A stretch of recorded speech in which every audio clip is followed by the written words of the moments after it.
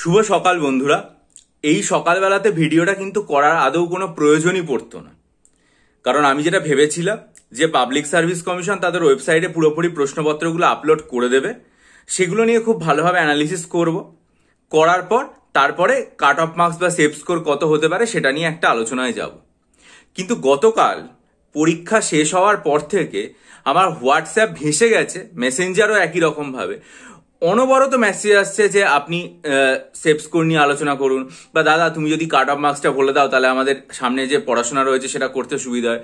বহু পরীক্ষার্থী অনবরত এই মেসেজ আমাকে করেছেন। তো এখন এই যে এতজন উদ্বিগ্ন ভাই বোনের মেসেজ, তাই জন্য আমার যেটা মনে হলো সেটা হচ্ছে পরীক্ষার্থীদের কাছ থেকে যা ইনপুট আমি পেয়েছি সেই ইনপুটের ভিত্তিতে আজকের এই ভিডিওটা করে দেওয়া, যাতে পরীক্ষার্থীরা সামনের দিনের জন্য তাদের যে লেখাপড়া রয়েছে সেটা ভালোভাবে করতে পারেন। ভিডিওটা করার আগে যেটা বলার সেটা হচ্ছে যে দেখুন, আজকে আমি যে কাট অফ মার্কস বা সেভ স্কোর যাই বলুন না কেন যেটা নিয়ে আলোচনা করব, সেটা যখন আপনি বলবো সেটা পেলেই যে আপনি আলটিমেট চাকরি পার হবে সেটা কিন্তু একেবারে নয়। তার কারণ WBCS প্রিলিমিনারি বা মিসলেনিয়াস প্রিলিমিনারির সাথে ক্লার্কশিপ পার্ট 1 এর একটা তফাৎ আছে।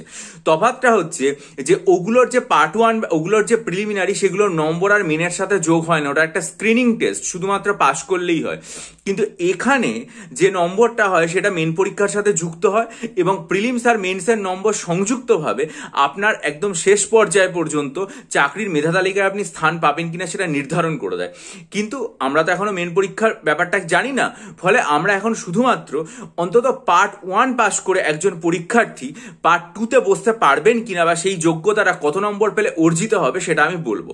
সেটার জন্য যেটা বলে নেওয়ার সেটা হচ্ছে যে আমি আমার যে অনলাইন ব্যাচের বহু পরীক্ষার্থী আছেন বা আমার যে সমস্ত পরীক্ষার্থীরা আমার কাছ থেকে ক্লার্কশিপ পরীক্ষার জন্য মক টেস্ট নিয়েছিলেন, স্টাডি মেটেরিয়াল MCQ নিয়েছিলেন, তারা যে ফিডব্যাক আমাকে দিয়েছেন সেটা হচ্ছে যে ক্লার্কশিপ পরীক্ষাতে এবারে যে সমস্ত প্রশ্নপত্র এসেছে সেই সমস্ত প্রশ্নপত্র একদম কোট আনকোট বলতে গেলে ঐতিহাসিক লেভেলের। তার কারণ এর আগে যে কাট অফ মার্কস, এর আগে যে ক্লার্কশিপের পরীক্ষা হয়েছিল সেটার মতো করে পড়ে গেলে একেবারেই হবে না, বরং তার থেকে কোশ্চেনের স্ট্যান্ডার্ড অনেক অনেক হাই। এবং সর্বোপরি পরীক্ষার্থীরা যে জায়গাটাকে আর কি ভয় পায় যে কোনো পরীক্ষায়, সেটা হচ্ছে অঙ্কর জায়গাটাকে, যে অঙ্কের জায়গাটা আমার আর কি বেশ একটা ভয়ের জায়গা। আর সবচেয়ে সহজ যেটা মনে করে সেটা হচ্ছে জিকের জায়গাটাকে, এবং সেটাতে তারা মনে করে প্রচুর পড়েছে, এই জায়গায় নম্বরটা পাবো। এবারে যেটা হয়েছে পরীক্ষার্থীদের কাছ থেকে মোটামুটি আমি যে ফিডব্যাক পেলাম সেটা উল্টে গেছে ব্যাপারটা। বরং অঙ্কের ক্ষেত্রে অনেকে যেটা বলেছেন সেটা হচ্ছে অঙ্ক কোশ্চেন লেন্দি আছে 1 নম্বর, 2 নম্বর হচ্ছে অঙ্ক কোশ্চেন টাইম কনজিউমিং আছে, অঙ্ক কোশ্চেন ক্যালকুলেটিভ আছে, কিন্তু অঙ্ক কোশ্চেন পারা যাচ্ছে, অর্থাৎ পরীক্ষার হলে করে উঠতে পারা যাচ্ছে। কিন্তু ইংরেজি এবং জেনারেল স্টাডিজ বা জিকের যে সব প্রশ্নপত্র সেগুলো এতটাই আর কি হায়ার স্ট্যান্ডার্ডের হয়েছে যে সেগুলো দেখে অনেকে অবাক হয়ে গেছেন। আর এই যে পরীক্ষা, সেই পরীক্ষার প্রশ্নপত্রের লেভেলও সমান নেই, বিভিন্ন জায়গায় বিভিন্ন রকমভাবে তারতম্য কিন্তু এসেছে, এরকম একটা ভাবনা চিন্তা পাওয়া যাচ্ছে। মোট কথা, যে ধরনের প্রশ্নপত্র হয়েছে সেই ধরনের প্রশ্নপত্র এর আগে কখনো হয়নি। এবার আমাদের মনের মধ্যে একটা ভুল ধারণা অনেক সময় কাজ করে যে যদি আমরা আর কি কাট অফ মার্কস দেখি বাড়তে থাকছে তাহলে বোধহয় সেটা চিরকাল ভবিষ্যতে বাড়তে থাকবে, এরকম কিন্তু নয়। আমরা দেখেছিলাম যে 2022 সালে WBCS পরীক্ষার কাট অফ মার্কস প্রিলিমিনারির ক্ষেত্রে বেড়েছিল, আবার 2023 সালে প্রশ্নপত্র প্রচন্ড কঠিন হয় এবং তারপর কিন্তু কাট অফ মার্কস একদম আর কি নিচের দিকে নেমে গেছিল। কাট অফ মার্কস বাড়া এবং কাট অফ মার্কস কমার যে প্রক্রিয়া সেটা কিন্তু আর কি চক্রাকারে পরিবর্তন হতেই থাকে। সুতরাং গত বছর কাট অফ মার্কস 65 ছিল বলেই এবছরও 60-65 হবে প্রিলিমিনারি বা পার্ট 1 এর ক্ষেত্রে ক্লার্কশিপের, এটা মনে করার কোনো কারণ নেই। আরো একটা কথা বলার সেটা হচ্ছে আমি আমার ইউটিউব চ্যানেলে এর আগে 2021 সাল WBCS প্রিলিমিনারি, 2022 সাল WBCS প্রিলিমিনারি এবং 2023 সাল WBCS প্রিলিমিনারির কাট অফ মার্কস নিয়ে আলোচনা করেছিলাম, সেভ স্কোর বলেছিলাম। সেক্ষেত্রে 2022-এর যে কাট অফ মার্কস বা সেভ স্কোর আলোচনা সেটা আমি ভীষণভাবে ব্যর্থ হই, কিন্তু 2021 এবং 2023-এর ক্ষেত্রে হুবহু আমার কাট অফ মার্কস কিন্তু পুরোপুরিভাবে মিলে গিয়েছিল। অর্থাৎ আমার কাট অফ মার্কস যেটা আমি বলছি সেটা মিলতেও পারে, নাও মিলতে পারে, কিন্তু পরীক্ষার্থী ভাই বোনেরা বারবার যেহেতু জানতে চাইছেন তাই জন্য আমার এই ব্যাপারটা আর কি বলে দেওয়া। আমার যেটা মনে হচ্ছে সেটা হচ্ছে যারা যারা এই প্রিলিমিনারি পরীক্ষাতে বা কাট অফ ক্লার্কশিপ পার্ট 1 পরীক্ষাতে 50 থেকে 55 নম্বর মতো পাবেন, তারা প্রত্যেকে আর কি পাশ করে যাবেন বলে আমার ধারণা। কারণ এবার দেখুন, এইবারে সঠিক ভ্যাকেন্সি এখনো পর্যন্ত জানা যায় না, কিন্তু বিভিন্ন জায়গা থেকে আর কি মানে যে সমস্ত ভ্যাকেন্সিগুলো এসছে বা যেসব ভ্যাকেন্সির তথ্য পাওয়া গেছে সেগুলো মোটামুটি ভাবে কি বলছে যে ভ্যাকেন্সি আর কি মানে কখনো 6,000, কখনো 7,000, কখনো 8,000 এরকম হতে পারে। তা আমি ধরে নিলাম 7,000 যদি ভ্যাকেন্সি হয়, পাবলিক সার্ভিস কমিশনের টেন্ডেন্সি আছে যে মোটামুটি আর কি মানে 10 গুণ লোকজনকে ডাকা, অর্থাৎ 70,000 মতো লোককে ডাকা। এখন 70,000 তো একটা বিপুল সংখ্যা, তাই না? আমরা দেখেছি যে এর আগে WBCS এর ক্ষেত্রেই যেখানে আর কি মানে ডাকা হয়েছিল মানে প্রায় 5,000 বা 6,000 পরীক্ষার্থী, সেক্ষেত্রে এই প্রশ্নপত্র কঠিন হওয়ার জন্য কাট অফ মার্কস অর্ধেকে নেমে চলে এসেছিল। তাহলে এটা তো ক্লার্কশিপ পরীক্ষা এবং এখানে এত বেশি সংখ্যক পরীক্ষার্থী পরীক্ষা দিচ্ছেন এবং ডাক পাবেনও প্রায় এত বেশি সংখ্যক পরীক্ষার্থী, তাহলে সেক্ষেত্রে কাট অফ মার্কস কিন্তু নিচের দিকে নেমে আসার যথেষ্ট প্রবাবিলিটি আছে।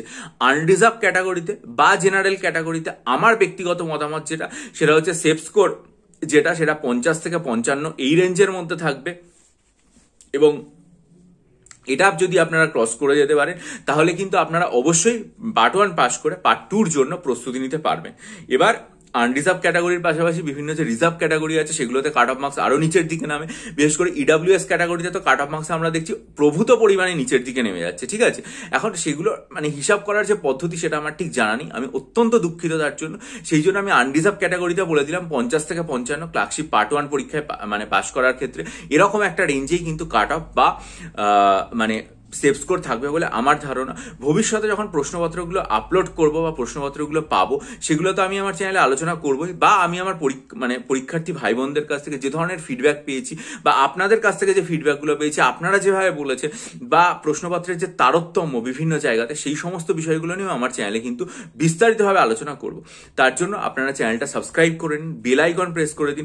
ভবিষ্যতে কিভাবে ডেসক্রিপটিভ রাইটিং এর প্রস্তুতি নিতে হবে, যাতে এখনকার দিনে ডেসক্রিপটিভ রাইটিং এ প্রচুর মার্কস উঠছে, কিভাবে সেই ধরনের নম্বর তোলা যায় সেগুলোও বলবো। তার জন্য চ্যানেলটা সাবস্ক্রাইব করে বেল আইকন প্রেস করে দিন, যাতে আপনাদের নজর থাকে আমার চ্যানেলের ক্ষেত্রে। কিন্তু আমি আবারও বলছি, 50 থেকে 55 এই রেঞ্জের মধ্যে যারা প্রিলিমস পাস করছেন, অবশ্যই এর ওপরে তো যারা রয়েছেন তারা অবশ্যই তারা নিশ্চিন্তে এইটুকু আশ্বাস অন্তত রাখতে পারে যে ভবিষ্যতের জন্য তারা আর কি মানে ভালো করে প্রস্তুতি নেবেন। এটাই আমার বক্তব্য। যদি আপনারা সহমত হন তাহলেও কমেন্ট করে জানাবেন। হতেই পারে যে আপনারা অসহমত, আপনারা অন্য কোনো মত পোষণ করছেন এবং তার যথেষ্ট যুক্তি আছে, সেটাও কমেন্ট সেকশনে জানাবেন। সহমত বা অসহমত যাই হন না কেন সেটা অবশ্যই কমেন্ট করে জানাবেন, তাহলে আমি আরো ঋদ্ধ হব। পরবর্তীকালে যখন আর কি মানে এটার তো একটা অ্যান্সার কিউ আসবে, সেগুলো সম্পর্কেও আর কি আলোচনা করতে পারবো বিস্তারিত হবে। আর যেটা বলা সেটা হচ্ছে WBCS পরীক্ষার জন্য 2024-এর যে পরীক্ষা, সেটার জন্য আমি টোটাল 24খানা, টোটাল 2023-এই তৈরি করা, এগুলো যেহেতু সিলেবাস একই আছে ফলে চেঞ্জ হবে না কিছু মক টেস্ট, 24খানা সাবজেক্ট ওয়াইজ মক টেস্ট তৈরি করেছি, এবং একই সাথে 24খানা মক টেস্ট 200 নম্বরে তৈরি করা আছে ফুল সিলেবাসের উপর। যারা নিতে চান সেই মক টেস্টগুলো, তারা ডিসক্রিপশন বক্সে আমার সেই ইমেল আইডি রয়েছে, তার মাধ্যমে যোগাযোগ করুন। আর দেখুন, আমি স্ট্যাটিক জিকের উপর 3000 MCQ তৈরি করেছি। বহু পরীক্ষার্থী NTPC পরীক্ষা যেটা আছে রেলের, সেটার জন্য MCQ যারা নিতে চান তারা যাবেন আমার কমিউনিটি সেকশনে। সোম এবং মঙ্গলবার দুটো যে ভিডিও রয়েছে কমিউনিটি সেকশনে দেওয়া, সেগুলো ভালো করে মনোযোগ দিয়ে দেখবেন এবং দেখার পর আমার সাথে আর কি মানে ডিসক্রিপশন বক্সে আমার যে মেল আইডি দেওয়া আছে সেটার মাধ্যমে যোগাযোগ করবেন। সেখানে WBCS এর যে মক টেস্ট রিলেটেড কোশ্চেন যে কিভাবে আমি তৈরি করেছি সেটাও যেমন দেওয়া আছে, NTPCর যে আর কি 3000 MCQ যেটা স্ট্যাটিক জিকের ওপর তৈরি করা, সেটাও কিভাবে তৈরি করেছি সেটাও কিন্তু দেওয়া আছে।